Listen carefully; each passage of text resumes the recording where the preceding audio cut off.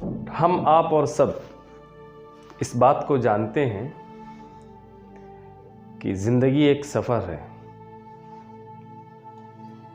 इस सफ़र में इंसान बहुत कुछ खोता है और बहुत कुछ हासिल करता है। ये बात भी पता है हमको और आपको भी कि ज़िंदगी में खुशियाँ, कामयाबी, सुकून, इत्मीनान, राहत किसी परचून के दुकान पे नहीं। बड़े बड़े ख्वाब पूरा करने के लिए उस ख्वाब की कीमत चुकानी पड़ती है।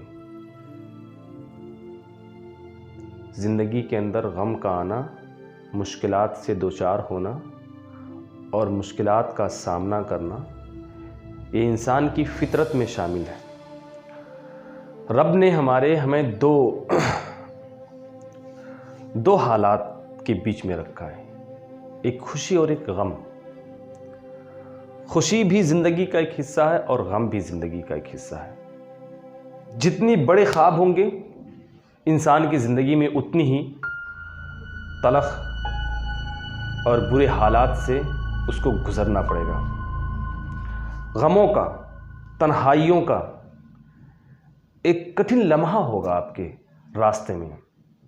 जब हम उस रास्ते से, उस कठिन लम्हे से गुजर कर हम पार कर लेते हैं तो हमारे सुकून का, इत्मीनान का एक लम्हा, एक वक्त आता है। Please study in the life, get the education. अपने आप को कमतर मत समझो, ख्वाब देखो और ख्वाब को पूरा करने की हौसला और हिम्मत रखो। If you don't have the passion in the life, then you can't get anything. If you don't have any courage, so you can't get anything. This is the life you will find, and you will face a different kind of circumstances in the life. Sometime you will face and you will feel sorrow, sadness, hostility in the life. The life passes through, between and through two aspects, different kind of circumstances. गम, जिंदगी के अंदर जो गम आते हैं वो एक तूफान की तरह होते हैं, आता है और गुजर जाता है। ऐसी खुशियां होती हैं, खुशियां तलाश नहीं की जाती हैं, फन सीखा जाता है मुस्कुराने के लिए। गम, कुछ लोग जिंदगी के अंदर ऐसे होते हैं जो अपने ऊपर जो है एक खूबसूरत लिबास ओढ़े हुए होते हैं, अंदर से टूटे हुए होते हैं, लेकिन उस खूबसूरत लिबास में अपने टूटे हुए वजूद को, शख्सियत को छिपाए रहते हैं, दुनिया जान न जाए। Don't show your self, don't disclose, the secret your self among the people, before the people. Respect your self. If you know how to respect your self, the world one day will respect you. If you show your secrets, if you show before all people, if you show your sorrows, sadness, the sadness and sorrow are freezer. ये गम और ये मुश्किलात, ये रंजिशें खजाना है एक शख्सियत की। यही तो आपको मेल्ट करती हैं, पिघलाती हैं आपको। आप जब कुचले जाते हैं, मारे जाते हैं, आप धुतकारे जाते हैं, तंज किए जाते हैं, तनकीद किए जाते हैं, तो एक अंदर से एक चीख निकलती है। तन्हाइयों के ऐसा बाप शुरू होता है, एक ऐसा बाप शुरू होता है जहां से एक इनकलाब की एक कदम उठाते हैं आप, कि जिंदगी के अंदर एक रिवोल्यूशन पैदा करना, to create a revolution in the life. History and example बनते हैं आप, सिग्नेचर बनते हैं अपने लाइफ में। आप मिसाल बनो। मिसाल बनने के लिए जो है, जब आप मिसाल बनने की कोशिश करते हैं तो दुनिया आपको तनकीद करे ही करेगी। जिन शाखों पर फल होते हैं उन पे पत्थर आते ही आते हैं। शुरुआत करो। बैठा हुआ शख्स कभी गिरता नहीं है, और जो चलना शुरू करता है गिरता है, ठोकरें खाता है, उठता है, और फिर गिरता है, उठता है, फिर गिरता है। इंसान मैच्योर बनता है, मैच्योरिटी आती है। और जब इस तरह से, जब इन हालात से हम गुजर के किसी मकाम पे पहुंचते हैं तो हमारे अंदर एक लाइटनेस आती है। इस दुनिया के इस छोटी सी ख्वाहिशों से निकल कर एक वसी दुनिया में पहुँचें। कोशिश करें कि अपने आप को बड़ा बनाएं। जिन्हें नींद आती है उन्हें ख्वाब नहीं आते हैं, और जिन्हें ख्वाब आते हैं, जिनका कोई ख्वाब होता है, उन्हें नींद नहीं आती है। इस बात को याद रखें, अपने आप की इज्जत करना सीखें, अपने आप का रिस्पेक्ट करें। और thank you so much. Dear student, last video में जैसा कि आपको मैंने लास्ट वीडियो में बताया था कि कंजक्शन क्या होता है। कंजक्शन एक ऐसा वर्ड होता है जो दो या दो से ज्यादा शब्दों को, फ्रेजेस, क्लॉजेस और सेंटेंसेस को जोड़ता है। कंजंक्शन दो प्रकार के होते हैं, एक होता है कोऑर्डिनेटिंग कंजंक्शन, दूसरा होता है सब ऑर्डिनेटिंग कंजंक्शन। तो कोऑर्डिनेटिंग कंजंक्शन का मतलब होता है इक्वल रैंकिंग। इसका मतलब होता है कि एक ही प्रकार के, एक ही श्रेणी के, बराबर के जो शब्द होते हैं, जो सेंटेंस होते हैं, जो जुमले होते हैं, उनको जोड़ा जाता है। कोऑर्डिनेटिंग कंजंक्शन का मतलब ये होता है, यहां पे है coordinating conjunction are always used to join two equal ranking words, phrases, clauses and sentences। जो कोऑर्डिनेटिंग कंजंक्शन का मतलब होता है कि एक श्रेणी के उस कंजंक्शन को जोड़ने के लिए हम कोऑर्डिनेटिंग कंजंक्शन का, उन शब्दों को जोड़ने के लिए, उन फ्रेजेस को जोड़ने के लिए, उन क्लॉजेस को जोड़ने के लिए कोऑर्डिनेटिंग कंजंक्शन का प्रयोग हमेशा किया जाता है जो एक श्रेणी वाले हों। वो कौन से श्रेणी वाले हों? शब्द हो, फ्रेजेस हो, क्लॉजेस हो और सेंटेंसेस हो, इनको जोड़ा जाता है। और वो कौन कौन है कोऑर्डिनेटिंग कंजंक्शन? कौन कौन है?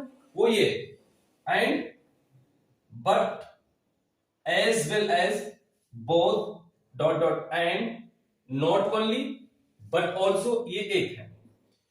अच्छा, उसके बाद है neither, dot dot nor, either, dot dot or nor, yet, so, or else, still, while, whereas, nevertheless, consequently। इनका अर्थ मैंने पहले बताया था आपको लास्ट वीडियो में। आज हम इनको आपके सामने जो है इनका इस्तेमाल बताएंगे, इनका प्रयोग, how to use it in the sentence. ठीक, अब इसमें जो है एंड का सबसे पहले देख लेते हैं।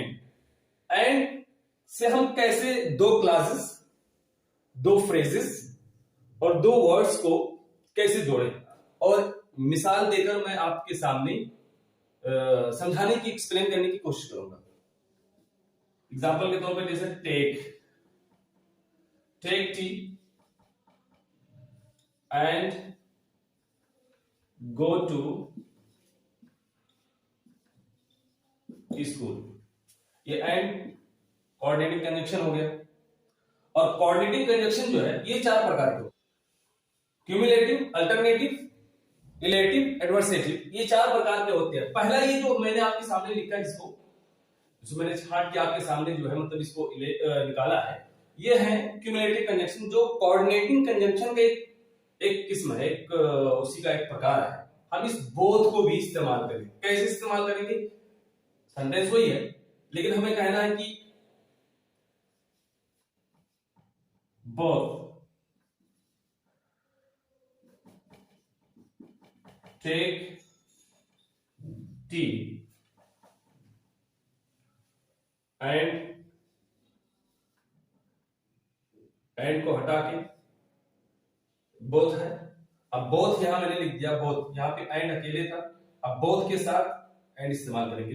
Both take tea and go to school. हो गया। अब इसी सेंटेंस को इस तरह लिखें, एज वेल एज के साथ।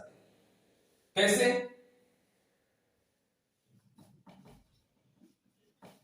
Take T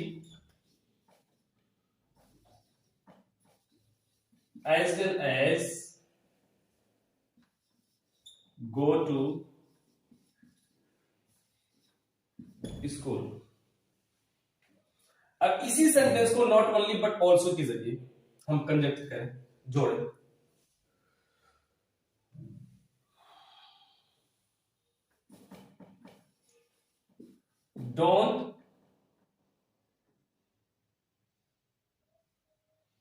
don't only take tea. Don't only take tea but also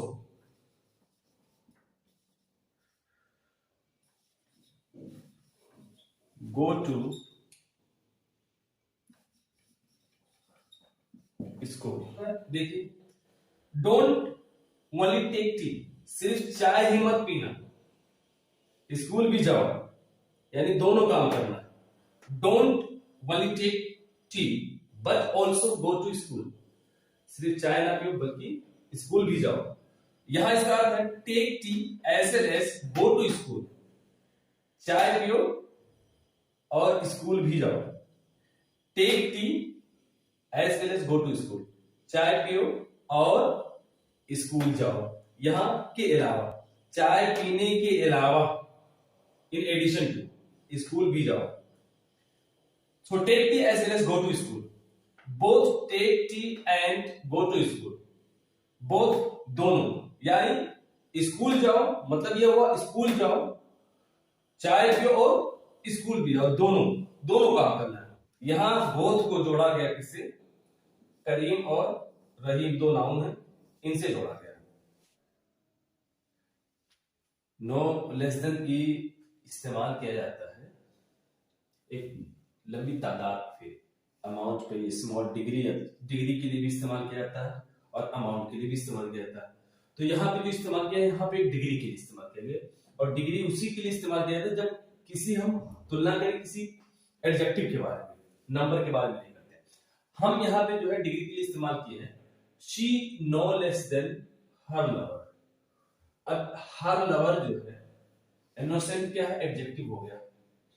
अब इनोसेंट जो है, इसकी डिग्री, इस इनोसेंट की डिग्री मापने के लिए ये इस्तेमाल किया गया। कहां इस्तेमाल किया गया, दो सब्जेक्ट के बारे में। She no less than her lover is innocent, वो अपने आशिक से कम मासूम नहीं है। एक हो गया दो सब्जेक्ट के बारे में। दूसरा एग्जांपल देख लीजिए, she loves no less than hates himself. She subject हो गया लव और हेट, ये दो वर्ब हो गए। इन दोनों वर्ब के बीच में जो है क्या रख दिया गया, नो लेस देन। अब हमने जो इस्तेमाल करने का जो तरीका बता रहा हूं कि वो प्यार करती है, कम नहीं नफरत से, उससे। एक एग्जांपल मैंने दिया है, बात को समझना है कि वो नफरत और मोहब्बत दोनों करते हैं। She no less than her brother. अब यहां पे दो सब्जेक्ट, यहां पे दो वर्ब के बीच में रखा, यहां पे दो सब्जेक्ट के बीच में।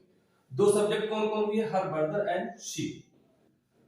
अब यहां पे हर ये प्रोनाउन है और शी भी प्रोनाउन है, ये पॉजेसिव केस हो गया और शी ये सब्जेक्टिव केस हो गया। और दोनों का कंडीशन क्या है, सब्जेक्ट है, दोनों के बीच में नो लेस देन रख दिया गया। और यहां पे आया है tells, she no less than her brother tells, वो अपने भाई से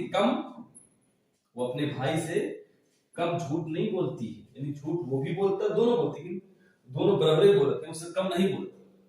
अब जितना भी वो बोलते चाहे कम बोल, बात ये हो गया। तो अभी हम पूरा एग्जांपल यहाँ पे हमने समझा दिया।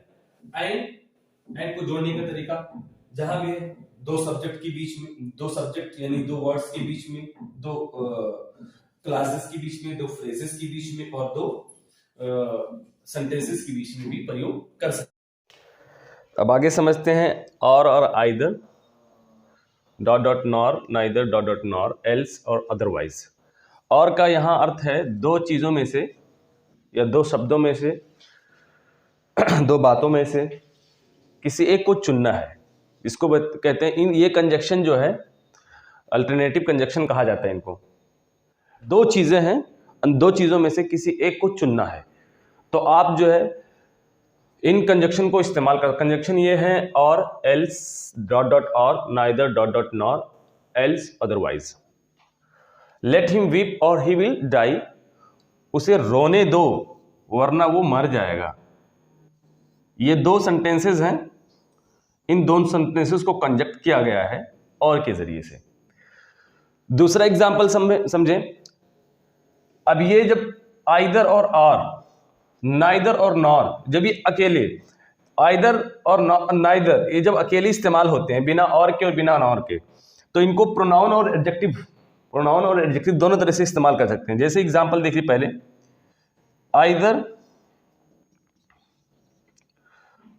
Either of roads is long. अब यहां पे जो है आइदर के बाद ऑफ आया है तो ये आइदर हो गया प्रोनाउन, और ऑफ के बाद जो नाउन आएगा वो प्लूरल होगा, और जो वर्ब इस्तेमाल किया जाएगा वो सिंगुलर होगा, इसके अनुसार होगा। यानी ऑफ के बाद आइदर आएगा और ऑफ से पहले आइदर आएगा, ऑफ के बाद नाउन आएगा। तो नाउन जो ऑफ के बाद जो नाउन आएगा वो प्लूरल होगा, लेकिन जो वर्ब आएगा, चाहे वो हेल्पिंग वर्ब हो चाहे मेन वर्ब हो, वो सिंगुलर ही होगा। अब ऑफ की वजह से, आइदर ऑफ रोड्स, ऑफ की वजह से जो है ये प्रोनाउन हो गया। दूसरा एग्जांपल समझें नाइदर का। Neither of roads is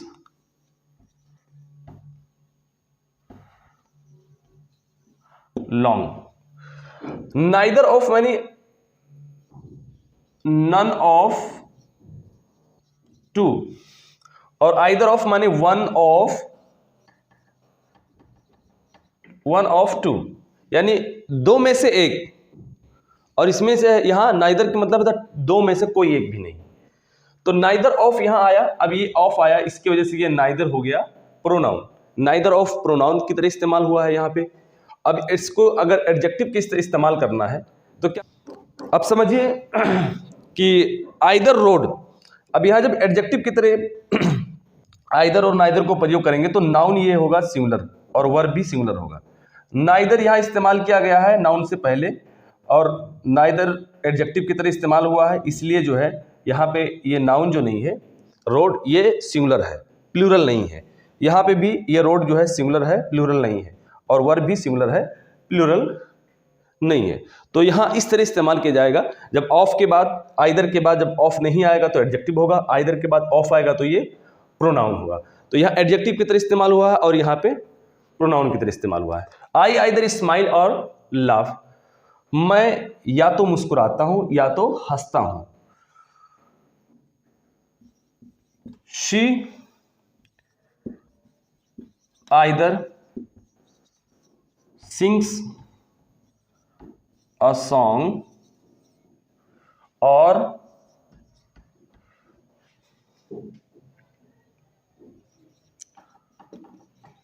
writes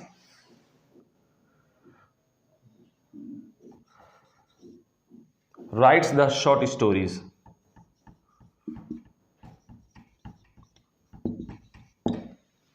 दो सेंटेंसेस हैं आपके सामने रखे हुए हैं, हमने आइदर को प्रयोग किया है।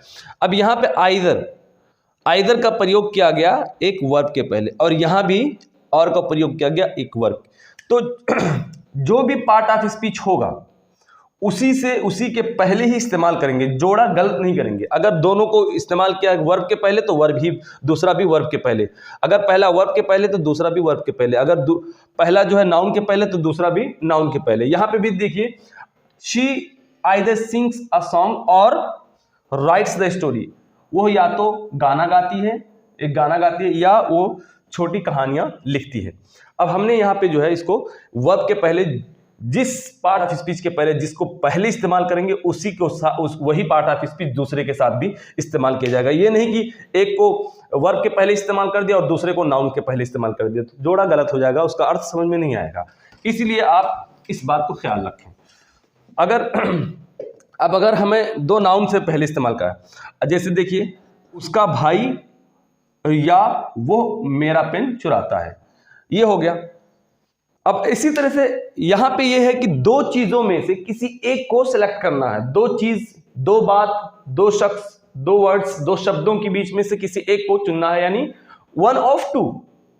आइदर और के मतलब ये होता है वन ऑफ टू, दो में से किसी एक को चुनना, अल्टरनेट्स इसको कहा जाता है। दूसरा देखिए नाइदर का समझ लीजिए।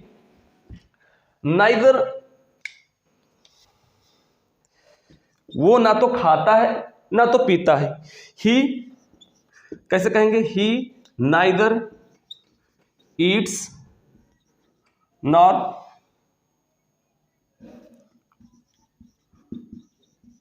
ड्रिंक्स। दूसरा देखिए,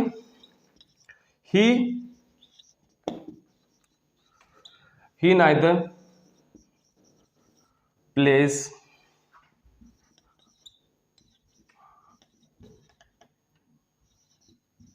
फुटबॉल नॉर टॉक्स एनीवन। दूसरा, he neither plays football nor talks anyone. वो ना तो फुटबॉल खेलता है और ना तो किसी से बात करता है। ये हो गया नेगेटिव।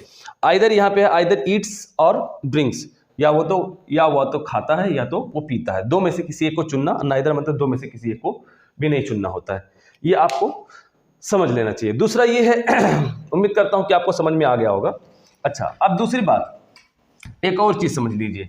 अगर सेंटेंस के अंदर अगर पहले क्लास में नो हो, नॉट हो और नेवर हो, तो आप जो है जैसे एग्जाम्पल देख लीजिए, तो वहां पे और का प्रयोग किया जाता है, नॉट का प्रयोग नहीं किया जाता। जैसे दूसरे क्लास कैसे आया, वो खाता नहीं है, ना पीता है, ना चलता है, ना खेलता है।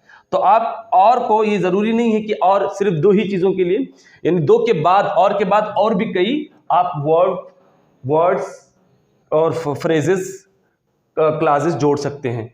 ये नहीं कि मतलब आप एक ही सेंटेंस है, दो ही सेंटेंस है, दो ही क्लासेस के बीच में आर ही रखेंगे, आर के बाद और कोई और नहीं इस्तेमाल कर सकते, ऐसा नहीं है। और के बाद और भी वर्ब्स, सेंटेंसेस, क्लासेस भी जोड़ सकते हैं, जैसे या तो ऐसे बोलते हैं।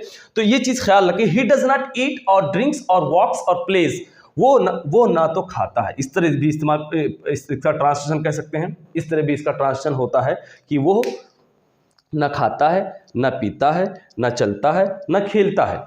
ठीक, अगर आप याद रखें कि अगर सेंटेंस के अंदर नॉट, नेवर और नो है, तो आप दूसरे क्लास में दूसरे जिसको जोड़ेंगे उसके जगह पे आप नॉर का प्रयोग ना करें, ये गलत हो जाएगा। ठीक है, और बैग, ये हो गया कि आई हैव नो पेन और बुक और नोटबुक और बैग। मेरे पास ना कलम, ना पेन है, ना किताब है, ना कॉपी है, ना बैग है। How to go to school, how to go to school, मैं स्कूल कैसे जाऊं। ठीक, ये सेंटेंस हो गया। अब यहां पे देखिए, यहां पे देख लीजिए अदरवाइज और आर का।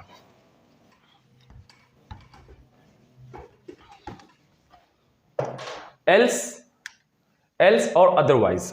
एल्स माने होता है वरना, ठीक है, वरना। अदरवाइज यहां वरना के अर्थ में इस्तेमाल करेंगे, वरना नहीं तो। ध्यान पूर्वक चलो, वरना दो सेंटेंसेस को जोड़ दिया, दो क्लासेस को जोड़ दिया। अब आपको जो है देखिए, दोनों के बीच में वॉक केयरफुली, ध्यान पूर्वक चलो, वरना यू विल फॉल डाउन, तुम गिर जाओगे। अब यहां पे अदरवाइज की जगह पे आप एल्स भी इस्तेमाल कर सकते हैं, है ना। देखें कैसे, walk carefully else you will fall down, ध्यान पूर्वक चलो, else you will fall down, वरना तुम गिर जाओगे। वर्क हार्ड और you will not pass in the examination, कठिन परिश्रम करो वरना आप एग्जाम में, इम्तिहान में फेल हो जाओगे। यहां पे जोड़ दिया गया दो सेंटेंसेस को, देख लीजिए, है ना। तो ये चीजें आप आसानी से समझ सकते हैं, प्रैक्टिस जरूरी है। तो आप प्रैक्टिस करते रहें और आसानी से आप ये चीजें समझ जाएंगे। तो ये रहा आपके सामने जो मैंने अभी बताया है, इसे अल्टरनेटिव कंजक्शन बोलते हैं। उसके बाद जो है अल्टरनेटिव कंजक्शन का तरीका भी बताया और कैसे इस्तेमाल करना ये भी बताया। तो उम्मीद करता हूं कि आपको समझ में ये बात आ गई होगी। आगे देखते हैं, अब आगे समझ लेते हैं कि but, still, yet, nevertheless, whereas, while, only, इसका इस्तेमाल कैसे करते हैं। दो स्टेटमेंट के बीच में क्या करता है, अपोज करता है, opposition and contrast. He does not work hard in the study, वो पढ़ाई में मेहनत नहीं करता है लेकिन वो पास हो जाता है। अब यहां पे देखिए, मेहनत ना करना और पास हो जाना दोनों के बीच में क्या है, अपोजिशन है, कॉन्ट्रास्ट है। इस वजह से आप बट का इस्तेमाल यहां पे कर सकते हैं। अगर कॉन्ट्रास्ट और अपोजिशन अगर दो कथनों के बीच में, दो स्टेटमेंट के बीच में, दो सेंटेंसेस के बीच में, दो क्लासेस के बीच में, दो फ्रेजेस के बीच में और दो वर्ड्स के बीच में अगर पाया जाता है तो आप वहां पे इस्तेमाल कर सकते हैं। इसकी जगह पे, बट की जगह पे देख लीजिए, बट की जगह पे आप इस्तेमाल कर सकते हैं he does not work hard, yet इस्तेमाल कर दें।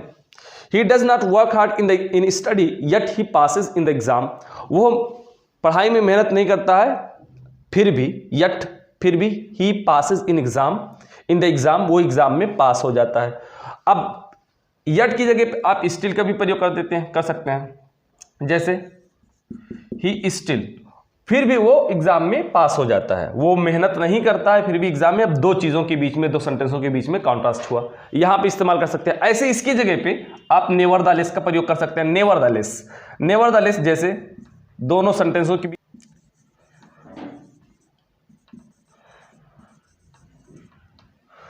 अब यहां पे देख लीजिए, he does not work hard in study, he does not work hard in study nevertheless he passes in the exam, वो स्टडी पढ़ाई में मेहनत नहीं करता है फिर भी, तो भी वो एग्जाम में पास हो जाता है। ठीक, अब देखिए whereas का कैसे प्रयोग करते हैं दो कॉन्ट्रास्ट के बीच में। यहां पे देखिए whereas के बारे में, he loves her so much whereas she hates him, वो उसे बहुत प्यार करता है, while और whereas दोनों आप प्रयोग कर सकते हैं। जबकि हालांकि वो उसे नफरत करती है। आप while और whereas इस दोनों जगहों पे, इस दोनों सेंटेंसों के बीच में इसको कंजक्ट करने के लिए आप while और whereas का प्रयोग कर सकते हैं। तो आप देख लीजिए, he loves her so much while whereas she hates him, वो उसे बहुत प्यार करता है जबकि हालांकि वो उसे नफरत करती है। वो बिल्कुल ठीक था, he was all right, वो बिल्कुल ठीक था, सिर्फ थक गया था। अब यहां पे सब कुछ ठीक था फिर भी जो है वो थक गया था। यहां पे दोनों के बीच में, दोनों सेंटेंसों के बीच कॉन्ट्रास्ट है। तो उम्मीद करता हूं कि आप समझ गए होंगे, but, still, yet, nevertheless, whereas, while, only. But अब समझते हैं इलेटिव कंजक्शन। इलेटिव कंजक्शन क्या होता है?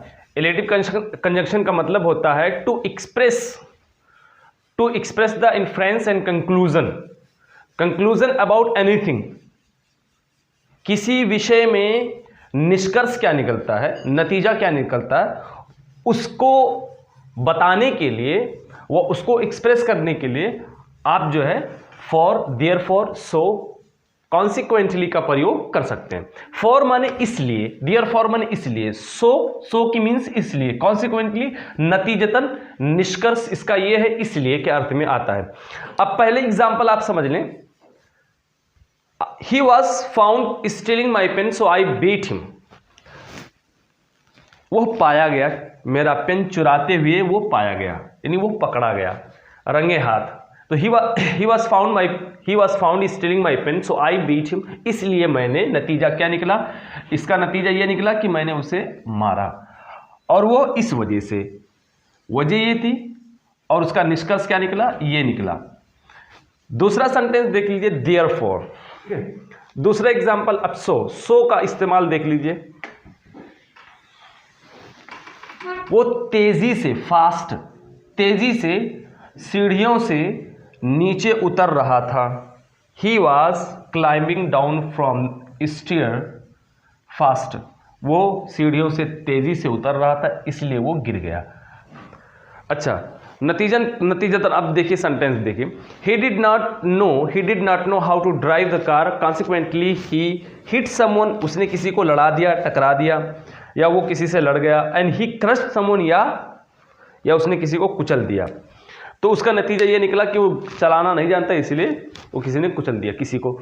अब यहाँ पे जो इन्फ्रेंस और कंक्लूजन जो है इस चीज़ का, कॉन्सिक्वेंस क्या निकला इस चीज़ का कि अगर ऐसा हुआ तो इसका नतीजा ये निकला। तो ये जो क्लासेस हैं जो आपके सामने हमने बयान किया, जो बताया है, इन क्लासेस को कहते हैं इलेटिव कंजंक्शन कहते हैं। और इलेटिव कंजंक्शन जो है that is used to express the inference conclusion, ठीक है, रीजन, निष्कर्ष, नतीजा बताने के लिए इन कंजंक्शन को हम इस्तेमाल करते हैं और इसको समझते हैं। अब आप इसको जो है इस पर प्रैक्टिस कर सकते हैं। तो आज की क्लास में हमने सीखा, आज की वीडियो में और आज की इस क्लास में हमने सीखा कि हम जो है कोऑर्डिनेटिंग कंजंक्शन का इस्तेमाल कैसे करें। कोऑर्डिनेटिंग कंजंक्शन जो है 4 प्रकार के होते हैं। नंबर 1 पहला होता है क्यूमुलेटिव कंजंक्शन, उसके बाद adversative conjunction, alternative conjunction, illative conjunction. ये सारे कंजंक्शन हमने आपके सामने बता दिए इस्तेमाल, और उसका जो है मिसाल एग्जांपल देखिए बता दिया। तो उम्मीद करता हूं कि आपको समझ में आया होगा ये चीज़। Thank you so much to watch my videos.